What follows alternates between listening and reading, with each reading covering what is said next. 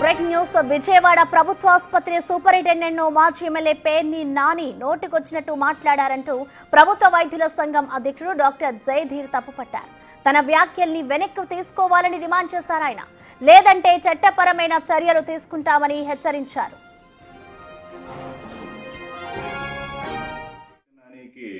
ఏదన్నా ఇబ్బందులున్నా లేదనుకుంటే అనుమానాలున్నా ఈ కన్సర్న్డ్ అధికారుల్ని ఉన్నతాధికారుల్ని ఖచ్చితంగా సంప్రదించి ఆయన అనుమానాలు అన్నీ కూడా నివృత్తి చేసుకోవచ్చు.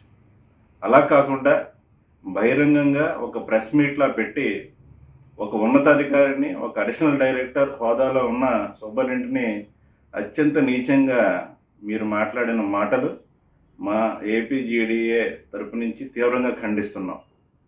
ఈ వ్యాఖ్యల్ని పేరు నాని నువ్వు తక్షణమే వెనక్కి తీసుకో, లేదనుకుంటే చట్టపరమైన చర్యలు తీవ్రమే తక్షణమే నీ మీద మా ఏపీజీడీఏ నుంచి చర్యలు ప్రారంభిస్తామని చెప్పి తెలియజేసుకుంటూ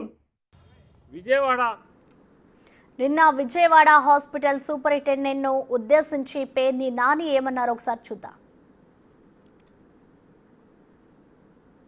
విజయవాడ హాస్పిటల్లో ఇక్కడ సూపరింటెండెంట్ అనే ఒక వ్యక్తి ఉన్నాడు. అతను బాగా మత్తు వైద్యం బాగా చేస్తా అంట. మొత్తం హాస్పిటల్ అంతా కూడా మత్తుతో పొడిగబెట్టి ఉంచాడు. ఆ సూపరింటెండెంట్ ఉద్యోగం ఏంటి అంటే హాస్పిటల్ మేనేజ్మెంట్ అంటే లోకేష్కి చెంచాగిరి చేయటం, చంద్రబాబుకి చెంచాగిరి చేయటం, మొత్తం అందరి డాక్టర్ని స్టాఫ్ని క్యాజువాలిటీ డాక్టర్ని ఆయన క్యాజువాలిటీకి వచ్చేసి ఎవడు ఏ కాగితం రాయిబాకండి, అడ్మిట్ చేసుకోబాకండి, మీరెవరు కూడా అతనికి పరీక్షలు రాయిబాకండి అని చెప్పి వచ్చి ఇన్స్ట్రక్షన్స్ ఇస్తాడు.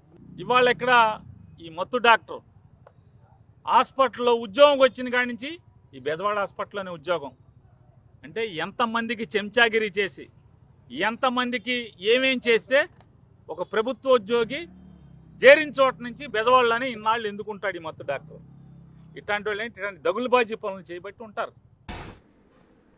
విన్నారుగా, పేర్ని నాని ఘాటుగానే రెచ్చిపోయారు. ఇప్పుడు ప్రభుత్వ వైద్యుల సంఘం వంతొచ్చింది. మరి పేర్ని నాని వెనక్కి తగ్గుతారా?